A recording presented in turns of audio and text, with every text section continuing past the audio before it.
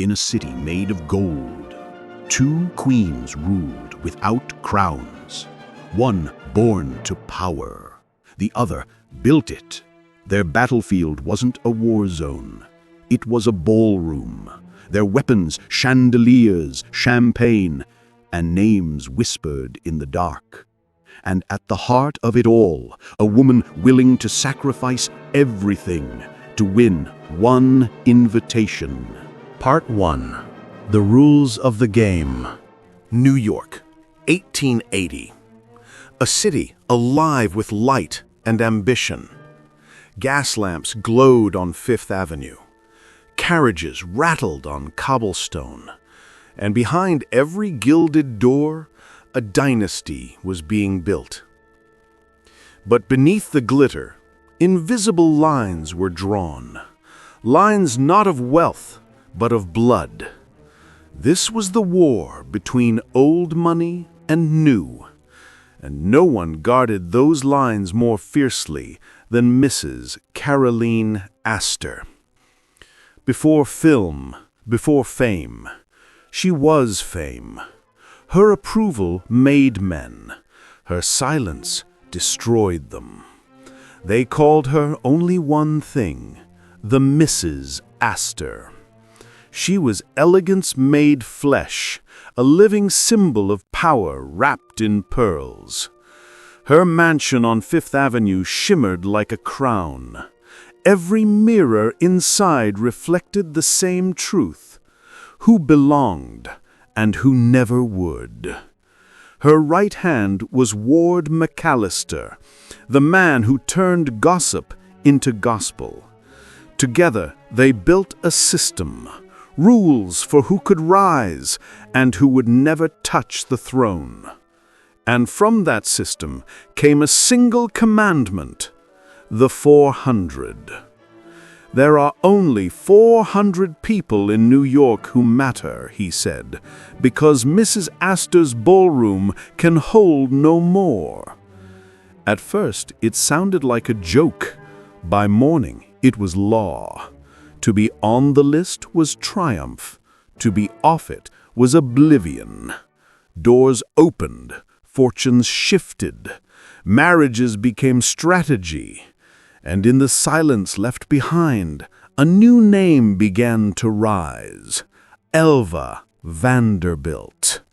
Younger, sharper, far, far richer than most, but to the old guard, invisible. Her money was new, her name untested.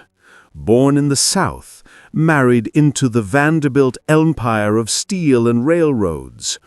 She had everything except the one thing she wanted most: acceptance.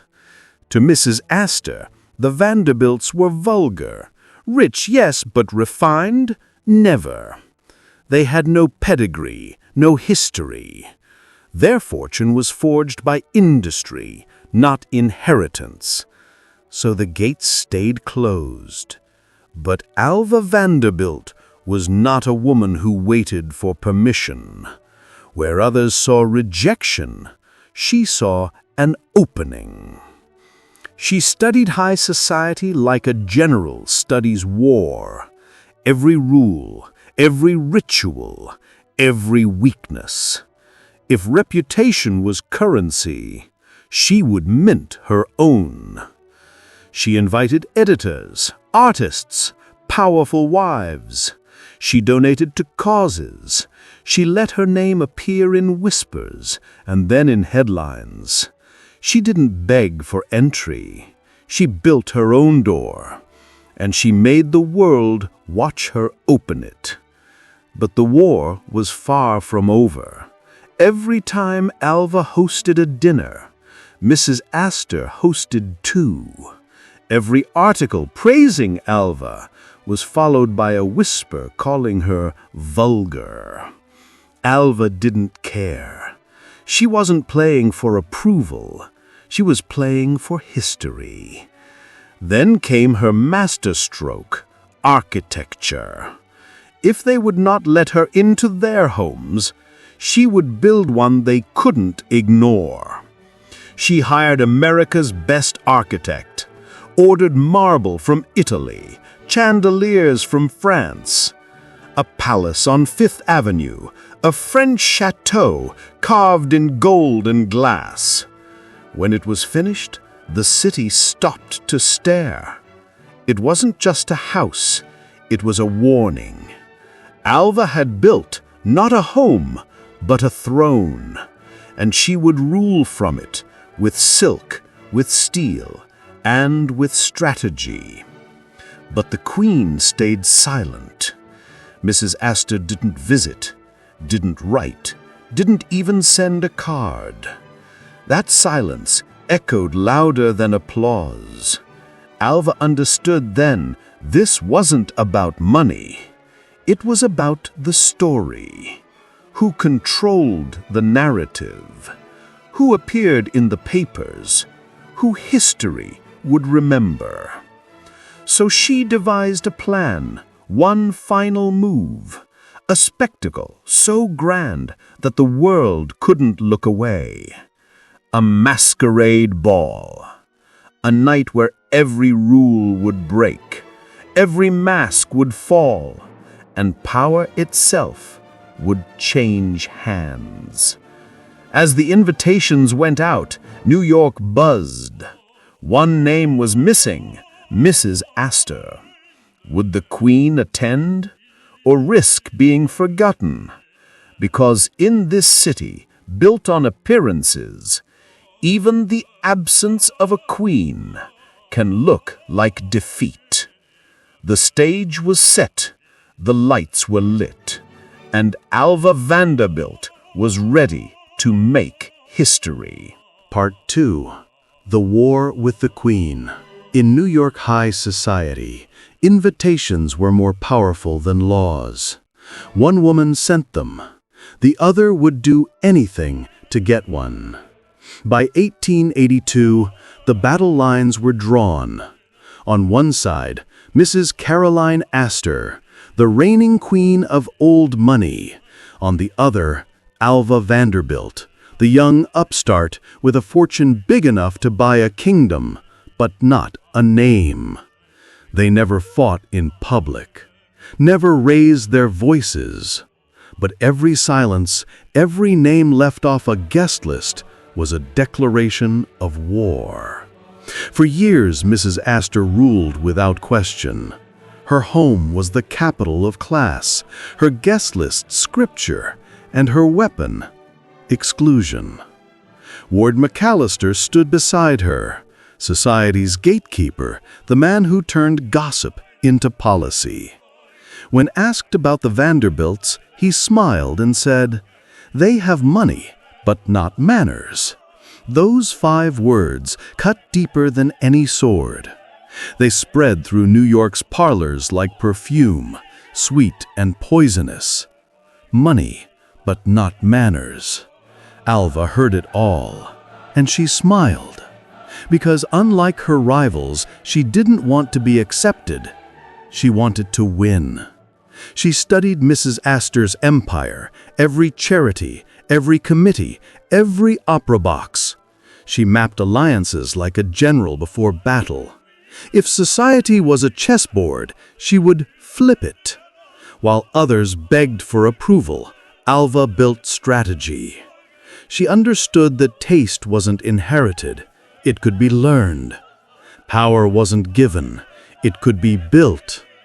And history could be rewritten. So she moved like smoke through drawing rooms and headlines. Architecture, art, fashion. She mastered them all, the visible symbols of refinement. But still, the doors stayed closed. Her invitations were ignored. Her calls politely returned and forgotten. It was a wall of velvet, soft to the touch, impossible to climb. Until one day, Alva realized something crucial. In the Gilded Age, power wasn't about money. It was about narrative. Who told the story? Who wrote the truth? Who defined what it meant to belong? So she decided she would write her own. The whispers started quietly. Rumors of an event unlike anything New York had ever seen. A night so grand, so dazzling, that even the Queen herself would have to look up. A ball. A masquerade. A ward disguised as a party. Her home, the petty chateau, was ready. A marble fortress glittering on Fifth Avenue. French Renaissance splendor kissed by electric light. The air inside seemed to hum with ambition. But beauty alone wouldn't win. Alva needed a legend. She planned like a general preparing for invasion. 12 orchestras, hundreds of candles, costumes inspired by history and myth, champagne that never stopped flowing, the guest list, hand-picked and weaponized. Every person mattered. Every omission had meaning. She invited those who wanted power, those who feared losing it, and those desperate enough to betray the Queen for a glimpse of her new world. As the invitations spread, so did the whispers. Have you been invited? Is your name on the list? Even Mrs. Astor's closest friends began to wonder, what would it mean to be left out? The Queen said nothing, but her silence spoke volumes. Because in a city addicted to reputation, silence was suicide. Then came the breaking point. Carrie Astor, the Queen's daughter, burst into tears. Every friend she knew had received an invitation except her. And in that moment, Mrs. Astor understood what was at stake. Her reign was no longer secure. If she stayed silent, her family, her dynasty might vanish from the center of the world she had built. To save her crown, she would have to bend her own rules. That afternoon, a black carriage arrived at Alva Vanderbilt's door. The butler announced her name, Mrs. Astor. For the first time, the Queen crossed enemy lines. No one knows what words were spoken that day. No witnesses, no notes, just the sound of a door closing and the world shifting. Because when Mrs. Astor stepped out again, she had done the unthinkable. She had acknowledged the Vanderbilts. That evening, a final invitation was sent out. It was addressed to Mrs. Caroline Astor. The masquerade was complete. Every chandelier blazed, every diamond burned. And when Mrs. Astor arrived, draped in silver, her entrance silent but absolute, New York gasped. Alva met her halfway down the grand staircase. Two queens in a single frame, one born to power, the other built it. In that instant, the war ended, without words, without blood, without mercy. From that night on, the Vanderbilts were no longer outsiders. They were royalty. The old world had fallen. The new world, Alva's world, stood in its place. The newspapers called it the Ball of the Century, a spectacle of light and luxury. But behind the laughter and applause, something darker lingered. Victory has a taste. Sweet at first, bitter after. Because while Alva Vanderbilt had conquered New York, she had also awakened something else. Ambition that could never sleep. A hunger that no applause could satisfy. The Queen was gone. The crown was hers. But deep down, she already knew. The war was won. The peace would be far more dangerous. The Gilded Cage, Part 3. The Petit Chateau. Desire Fifth Avenue, a palace, was rising. It wasn't built for comfort. It was built for war. By the spring of 1883, the city was alive with rivalry. Every mansion, a symbol. Every party, a weapon. And towering above them all, white marble, gold-edged, defiant, stood the Petit Chateau. It wasn't just a home. It was Alva Vanderbilt's declaration of power. From the outside, it gleamed like moonlight made solid. French Renaissance turrets, carved stone gargoyles, and glass so tall it seemed to challenge heaven itself. Inside, silk, marble, mirrors, and chandeliers that never stopped burning. Every inch whispered one word: power. The air inside shimmered with wealth. Servants glided through hallways that smelled of roses and new money. Staircases curved like ambition. The ballroom glittered like a second sun. 100 guests could dance beneath its golden ceiling. This was not a home meant for living. It was a stage, a fortress, a throne carved from pride. But to Alva, it was something more. A strategy. She wasn't just decorating, she was declaring war in architecture. Old money built quiet. New money built loud. And Alva was about to make the loudest sound New York had ever heard. She hired the best architect America could offer, Richard Morris Hunt. She imported marble from Italy, glass from France, silver from England. Even the doorknobs were custom-made. Every dollar spent was a strike against the myth that new money had no taste. When the last chandelier was hung, the city stopped to stare. Reporters gathered at the gates. Pedestrians craned their necks just to see the reflection of their own faces in the windows. The newspapers called it a palace fit for a European court. And for the first time, Fifth Avenue belonged to a Vanderbilt. Mrs. Astor said nothing. She didn't visit, didn't write, didn't send flowers. But her silence wasn't ignorance, it was defense. Because she knew when the city stopped whispering about her and started whispering about Alva, her reign was ending.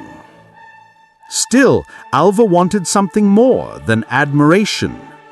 She wanted acknowledgement.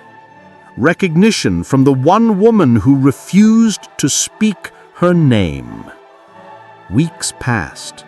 Carriages rolled by her mansion, none of them stopped. Each empty sound of wheels on stone was another reminder. Power, no matter how beautiful, means nothing if no one bows to it. So Alva began to plan again.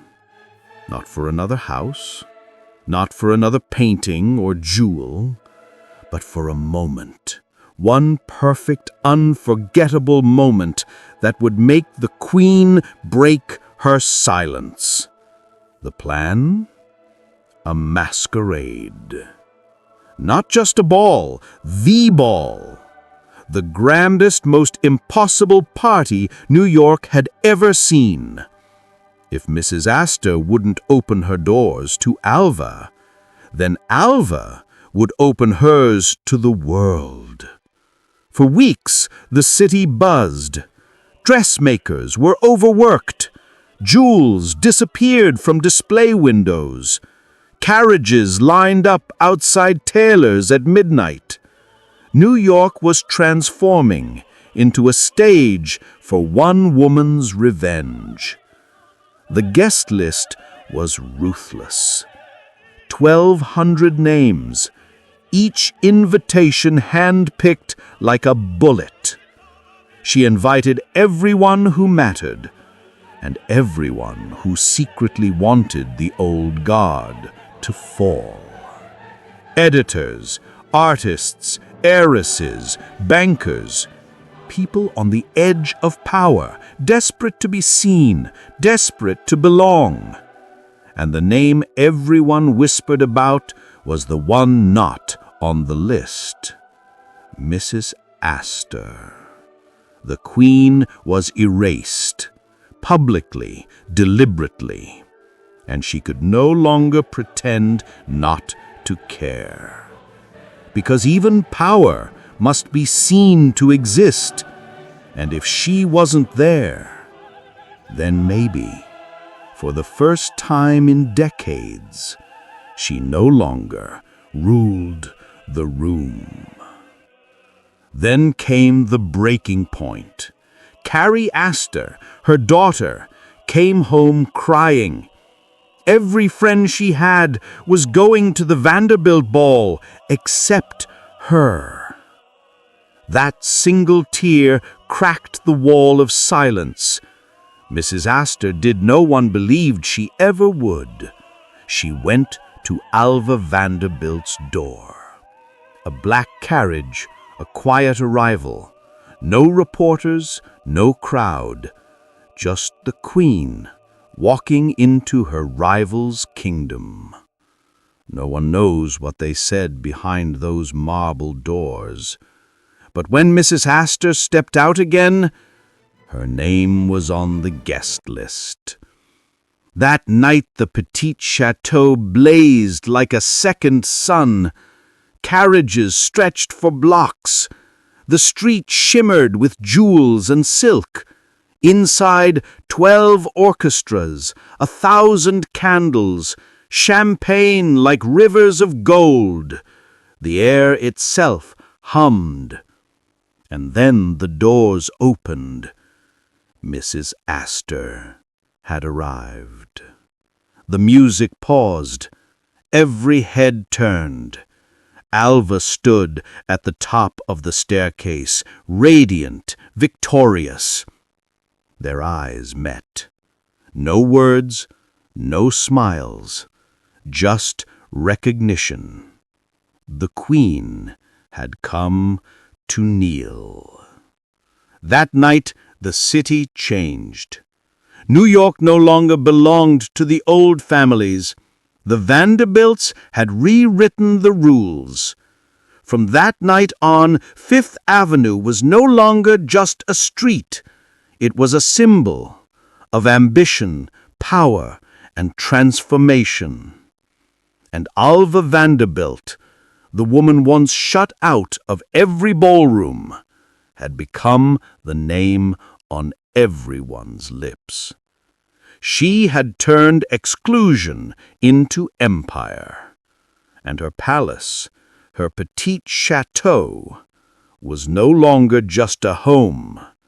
It was a monument, a weapon, a throne.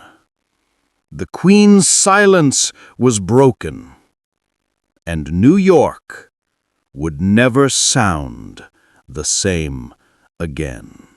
The night of the ball was a triumph. 1,000 lights, 1,000 whispers, and one truth. Alva Vanderbilt had won. For days, the papers could talk of nothing else. The night New York bowed to the Vanderbilts. An empire built from silk and silver. Even Mrs. Astor, the Queen herself, smiled for the cameras. Alva had done it. She had rewritten the rules of society. But the applause fades quickly in the Gilded Age. Behind the marble walls, the shadows always return. William Vanderbilt, her husband, had been there that night, standing beside her, smiling for photographers, but his heart was somewhere else. Whispers began to drift through New York salons. The king has found another queen. At first, Alva ignored it. Then she heard it again and again. She didn't scream, didn't beg, didn't fall apart. She smiled, because in her world, weakness was death. Every morning she woke and played her part. Perfect hair, perfect voice, perfect lie. Every smile, armor. Every word, a shield. In a world built on appearances, you can't afford to bleed. But cracks have a way of spreading. By 1895, the whispers became truth. William's affairs were no longer rumor, they were reality. The marriage that once symbolized power had become an empty stage, two people playing roles they no longer believed in. Alva faced a choice: endure humiliation or risk everything she had built. And for the first time in her life, she chose herself.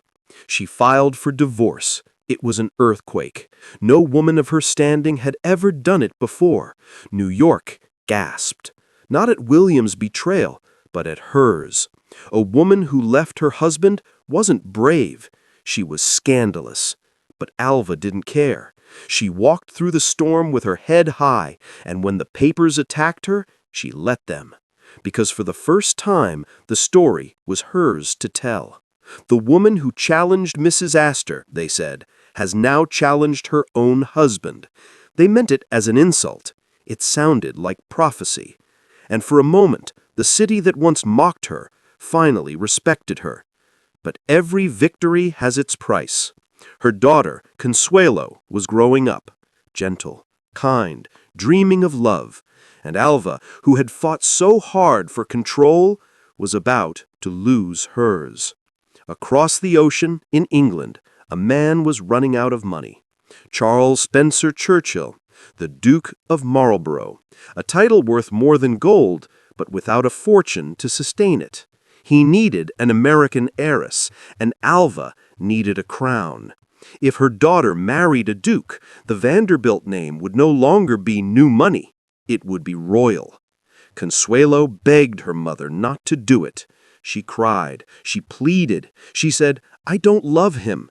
But Alva's eyes were stone. "Do this," she said, "for your family, for me." And on a gray November morning, Consuelo Vanderbilt walked down the aisle in London, her veil trembling, her heart breaking. The world called it the marriage of the century, a fairy tale written in gold. But for Consuelo, it was a prison made of lace. The photographs show her smiling. The papers called her radiant. But if you look closer, you can almost see the tears behind her eyes. Back in New York, Alva sat alone in her drawing room. Sunlight spilled across marble floors. The mirrors reflected her triumph and her emptiness. She had everything she ever wanted: power, fame, respect, and yet she had never felt poorer, because the world she built wasn't freedom. It was a cage, a golden one. Years later, when Consuelo escaped her loveless marriage, Alva and daughter finally spoke again. And Alva whispered the truth she had buried for decades. "I thought I was building security for you, but I built a prison instead." And in that moment, the golden mask cracked. The woman who had conquered society, defied the queen, and rewritten the rules of power was finally defeated by herself. But Alva Vanderbilt didn't die in tragedy. She transformed. She remarried, this time for love. And when her second husband, Oliver Belmont, passed away, something inside her shifted again. The woman who once fought for status now fought for change. She joined the women's suffrage movement, spoke at rallies, marched in white beside women half her age. The same voice that once demanded invitations now demanded equality. The same iron will that built a palace now built a movement. And the same woman who once said, "Let them talk, I've survived worse," became the one who told them, "Let us vote." She had paid for her crown with blood and tears, but she wore it still, not as a symbol of privilege, but of persistence, because Alva Vanderbilt had learned the hardest truth of all. You can win every battle and still lose yourself. But if you rise again, if you turn your wounds into strength, you become something far greater than royalty. You become a revolution. The Gilded Cage, Part 5. Echoes of the Gilded Age. The chandeliers are gone. The music has faded. But if you stand in the right place and listen closely, you can still hear the footsteps, the laughter, the whispers of the women who danced through the Gilded Age, and the echoes they left behind. The Gilded Age was never really about gold. It was about what gold could hide. Behind every marble wall, a crack. Behind every smile, a secret. And behind every triumph, a cost no one dared to count. Alva Vanderbilt had conquered New York. She had forced the old world to bow. But by the time the century turned, the world she built was already fading away. The carriages disappeared. Gas lamps went dark. And one by one, the palaces of Fifth Avenue began to fall. By 2020, the gods of New York had changed. Steel replaced marble. Skyscrapers replaced mansions. The new rich built higher, faster, colder. And the homes of the Astors, the Vanderbilts, the Goulds, the castles that once ruled the skyline, became ghosts. One by one, they were demolished. The Petit Chateau, Alva's masterpiece, was torn down in 1926. A department store took its place. People shopped beneath ceilings that once held chandeliers, and no one remembered the woman who had built them. But legacy isn't made of walls. It's made of echoes. And Alva's echo still lingers. After her divorce, she married again. Oliver Belmont, a man she truly loved. And when he died, she changed again. The woman who once fought for society, now fought for justice. She joined the women's suffrage movement, stood on podiums, spoke to crowds, wore white instead of gold, and used her voice not to demand invitations, but to demand equality. The same will that built a palace now built a movement. The same woman who once wanted to be accepted now wanted to be heard. The papers mocked her. Men laughed, but Alva didn't care. She had already fought the cruelest war of all, the war to become herself. She learned that respect could not be bought with diamonds or carved from marble. It had to be earned through courage. In her final years, she lived quietly in France, far from the city she once ruled. No more parties, no more lists, just time and reflection. When she died in 1933, the newspapers wrote, "Alva Belmont, a woman of unusual courage." For once, they were right. Because Alva Vanderbilt's story was never just about power. It was about transformation, about the cost of ambition, and the strength it takes to evolve beyond it. Today we call her world the Gilded Age, an era of light and darkness, of progress and cruelty, of women trapped in cages of gold, and women who dared to break them. The Astors, the Vanderbilts, the Whitneys, their names are carved into history, but their choices, their rivalries, their ambitions still echo through time. You can hear it in the glitter of a gala, in the hunger behind a headline, in the skyscrapers that stretched toward heaven, where marble mansions once stood. Because the world they built never really disappeared. It simply changed its costume. The chandeliers became boardrooms. The ballrooms became banquets. And the masks stayed the same.